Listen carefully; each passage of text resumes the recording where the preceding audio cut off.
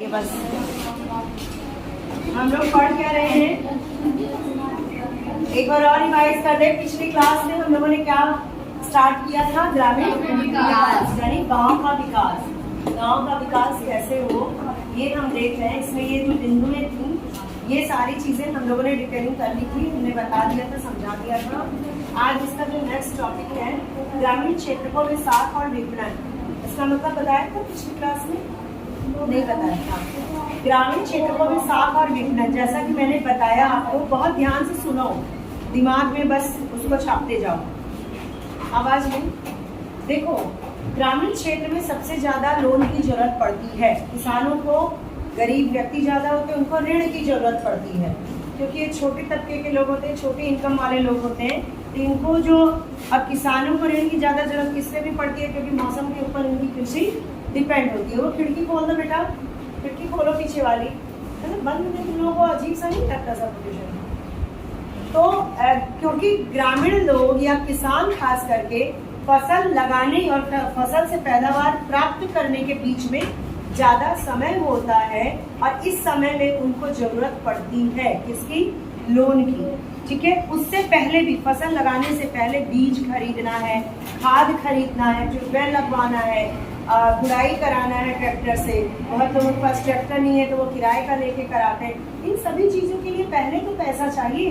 पहले पैसा लगाएंगे तब तो फसल होगी 4-5 महीने में, तब उसे बेचेंगे तो पैसा प्राप्त करेंगे। तो लोन की जरूरत है, ये हम लोग को अच्छे से मालूम है। क्यों?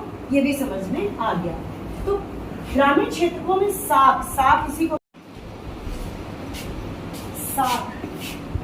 साख दिमाग में आता है। इसको साख क्यों कहते हैं? क्यों नहीं ऋण कह दिया, क्यों नहीं कर्ज कह दिया? कर्ज को हम साख से क्यों जोड़े? साख का मतलब क्या होता है?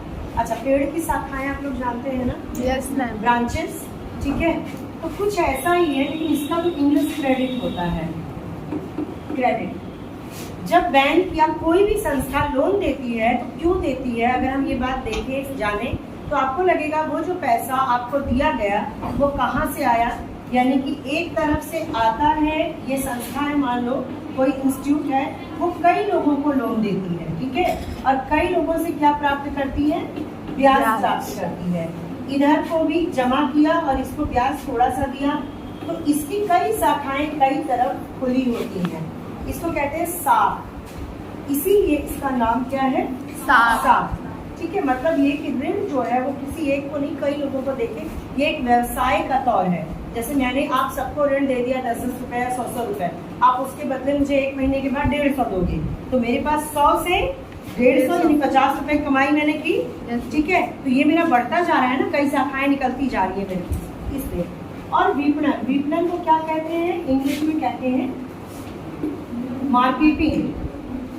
तो ग्रामीण क्षेत्र में साख यानी कि उनको दिया जाए, और फिर मार्केटिंग, उनका जो सामान है वो कहाँ बेचा जाए और कितना दाम लगे, कितनी चीजें हो, ये सारी बातें हम लोग यहाँ पर पढ़ेंगे। ठीक है, इसको बहुत ध्यान से देखना। कृषि अर्थव्यवस्था की समृद्धि समय समय पर कृषि गैर कृषि कार्यों में, कृषि कार्य समझ रहे हो? फसल लगाना, उगाना, अनाज खलिहान, ये। और गैर कृषि कार्य क्या होते हैं? अभी हम लोग आगे इसको और डिटेल में पढ़ेंगे। गैर कृषि कार्य जैसे मुर्गी पालन हुआ, मत्स्य पालन हुआ, पशुओं को पाला, दूध निकाला, डेयरी प्रोडक्ट, अंडे का फॉर्म लगाना, मधुमक्खी पालन, ये सब गैर कृषि है कृषि से ही रिलेटेड। ये प्राथमिक क्षेत्र के ही कार्य हैं, लेकिन ये गैर कृषि है। कृषि क्या है? फसल लगाना। हेरा फेरी का ऐसा कुचक्र चला रहे थे। कुचक्र का मतलब वही मैंने जो बताया, 500 करते, 5,000 से 10,000, 10,000 से 15,000, एक कुचक्र चल गया, उसके बीच से निकल नहीं पाता था गरीब। भारत ने 1969 में सामाजिक बैंक प्रारंभ कर इस व्यवस्था में एक बड़ा बदलाव किया। सामाजिक बैंक यानी कि सरकारी बैंक होगा, ग्रामीण साख आवश्यकताओं की पूर्ति के लिए बहु संस्था व्यवस्था का सहारा लिया। आगे चलते 1982 में क्या हुआ? राष्ट्रीय कृषि ग्रामीण विकास bank NABARD, national bank for agriculture and rural development की स्थापना की गई। यह बैंक संपूर्ण ग्रामीण वित्त व्यवस्था के समन्वय यानी कि सारे को इंटीग्रेटेड कर दिया। साहूकार, महाजन, जमींदार कोई नहीं देगा, ये देंगे, वो इलीगल हो गए, ठीक, स्वतंत्रता के बाद। और फिर हरित क्रांति किसे कहते हैं? ने भी ग्रामीण साख व्यवस्था में बहुत बड़े परिवर्तन का सूत्रपात किया, क्योंकि ग्रामीण विकास की विभिन्न घटकों को उत्पादक ऋणों की ओर घूमकर विविधता प्रदान की। इस पूरे का मतलब ये है कि हरित क्रांति आई। हरित क्रांति में उन्नत बीज यानी एक अच्छे प्रकार का बीज, खाद, रासायनिक खाद और सिंचाई की व्यवस्था, उसमें ट्यूबवेल, इन तीनों चीज को एक साथ लाया गया कृषि में। कृषि में जब बीज अच्छे होंगे, सिंचाई अच्छी मिलेगी, रासायनिक खाद और प्लस छिड़काव कीटनाशकों का, ये सारी चीजें जब इकट्ठे लगाई गई कृषि में तो बहुत बम्पर पैदावार हुई, खास करके गेहूं, उसके बाद चावल में। तो ये जो ये हरित क्रांति कहलाई, ये 60-70 के दशक की बात है। और इसी कारण से जब ज्यादा उत्पादन हुआ तो ऋण भी चुकता कर सकते थे, और ऋण कम ही था, ब्याज दर कम ही था, क्योंकि नाबार्ड आ गया था। फिर है SHG। SHG का मतलब होता है सेल्फ हेल्प ग्रुप। SHG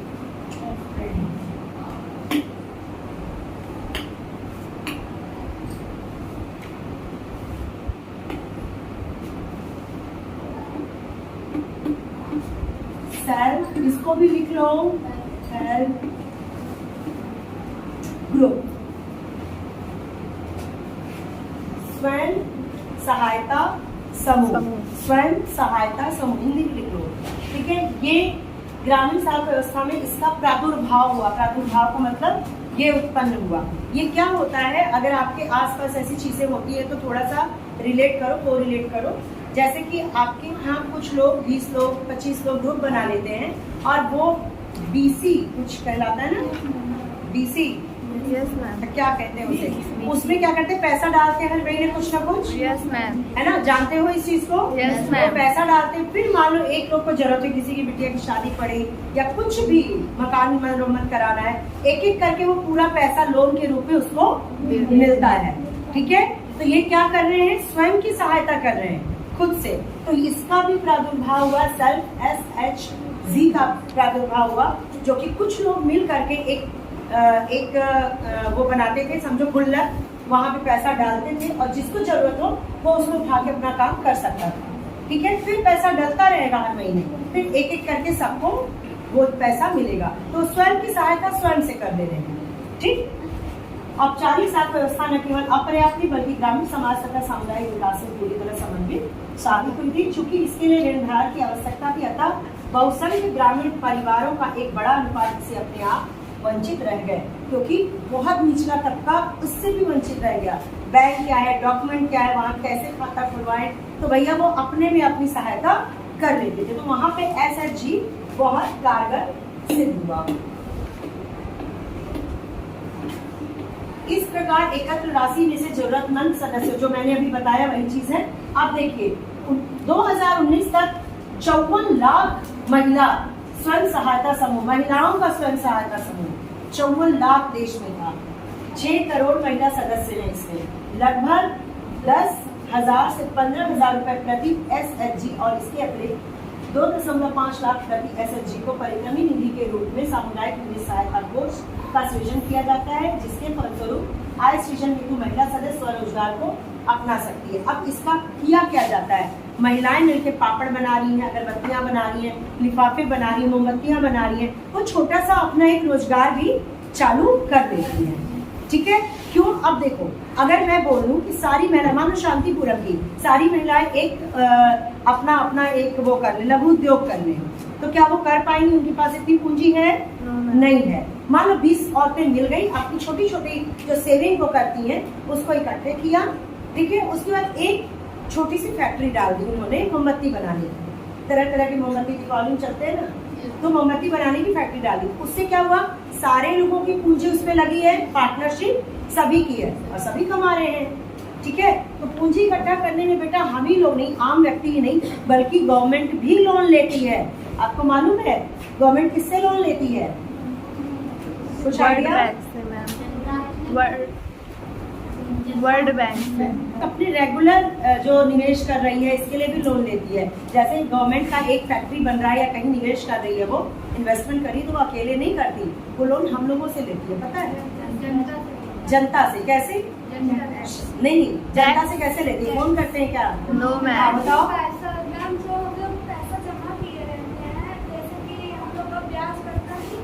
हाँ वैसे तो वो लोग मतलब हम लोग फिक्स करे रहते हैं पैसा, तो वो पैसा हम लोग उन लोग को जब मतलब साल 2 साल के लिए जब देते हैं वो लोग हाँ। कहीं और हाँ करते हैं गुड, तो बैठ जाओ, समझ रही है, समझ रही है। वो वाला तो है ही, प्लस वो बॉन्ड रिलीज करते हैं, एक पेपर। अचानक मान लो सरकार को अगर किसी चीज में इन्वेस्ट करना, वो पेपर रिलीज करते हैं। वो पेपर इस तरह का होता है, इस तरह से होता है, और यहाँ पे बॉन्ड लिखा है, ठीक है। यहाँ पे सरकारी हस्ताक्षर होंगे कि अगर आप उनको 10,000 रुपए दे रहे हो तो वो इतने महीनों के बाद आपको 20,000 रुपए देंगे, इतना इंटरेस्ट रेट लगा के। हम लालच में ये बॉन्ड खरीदते हैं, उनको पैसा दे देते हैं। हमारी तरफ बहुत सारे करोड़ों लोग हैं जो खरीदते हैं, उनके पास 10,000 करके बहुत सारा पैसा आ गया।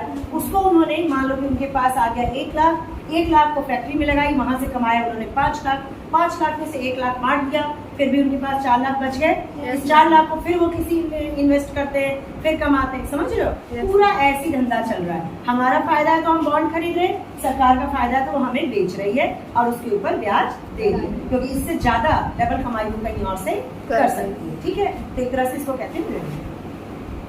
अब आ जाते हैं हम लोग अति लघु साख कार्यक्रम भी कहा जाता है इसको।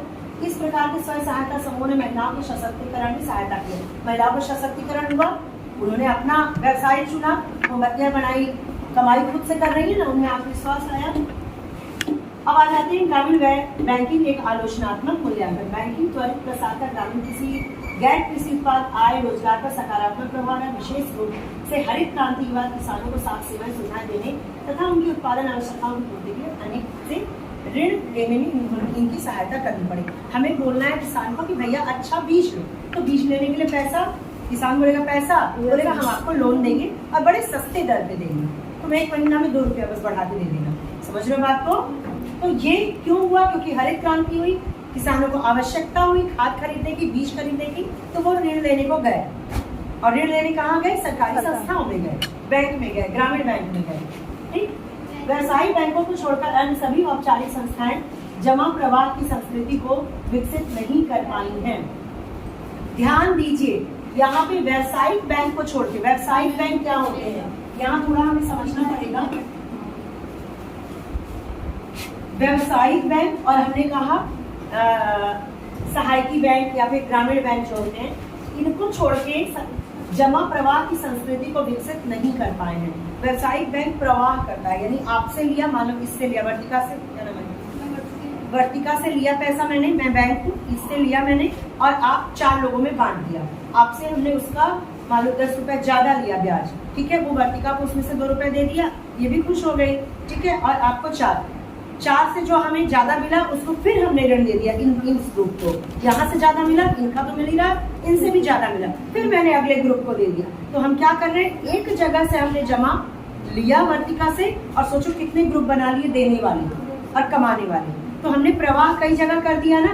एक बोतल पानी लिया और उसको कई जगह बहा दिया, बढ़ा के। तो इसी को कहते हैं व्यवसायिक बैंक ये काम करते हैं। व्यवसायिक बैंक कौन है? जैसे कि SBI है, PNB है, कैनरा बैंक है, जितने बैंक हैं लगभग सभी व्यवसायिक बैंक है जो व्यवसाय करते हैं, जमा लेना और ऋण देना। और केंद्रीय बैंक क्या करता है? ये काम नहीं करता, हम वहाँ जमा नहीं कर सकते, वो केवल इनकी मॉनिटरिंग करता है, इनकी हेल्प करता है।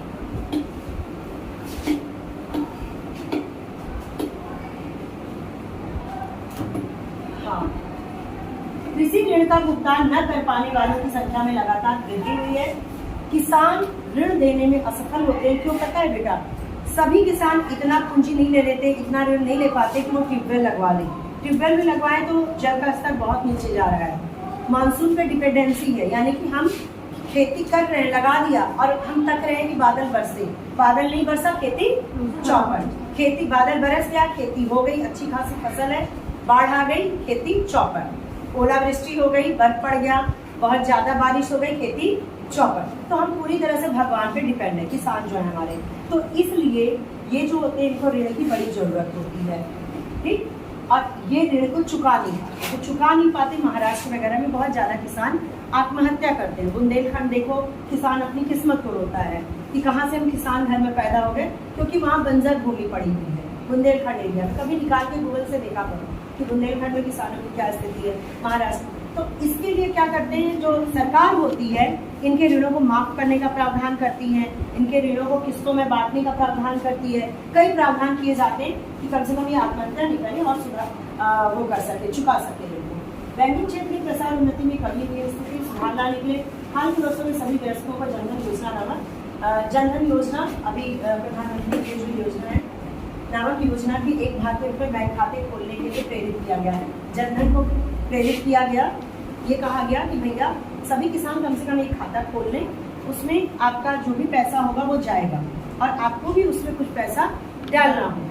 तो एक खाता जब क्रिएट हो जाएगा तो किसान को, भाई सरकार कैसे दे आपको, आप किसान है, मैं सरकार हूँ, मैं कैसे दूँ आपको, जा के घर घर तो देंगे नहीं। तो एक बीच में खाता होना चाहिए जहाँ कोई भी स्कीम है बिचौलिया ना हो, मैं उसमें डाल दूँ, पैसा आप लाभ ले सके, तो उसको कहते हैं जनधन योजना। इसको थोड़ा पढ़ लेना, बैलेंस क्या है, बेल लग गई क्या, ठीक है। ये योजना जनधन योजना के बारे में थोड़ा बताया गया, कैसे ड्राफ्ट, कैसे खाता खोलना है। कृषि विपणन व्यवस्था, कृषि विपणन का मतलब होता है मार्केटिंग।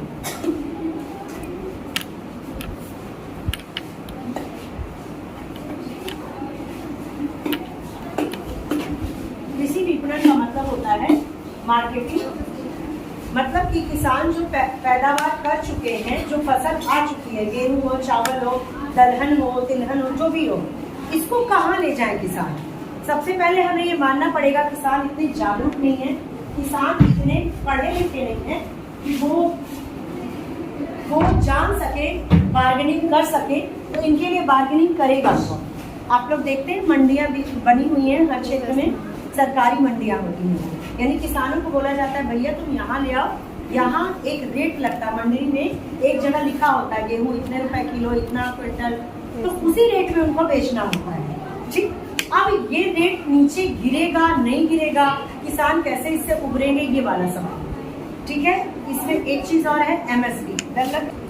तो कृषि मार्केटिंग में मंडी का एक विशेष महत्व होता है, ये बीच के बिचौलिए जो होते हैं इनको हटाता है।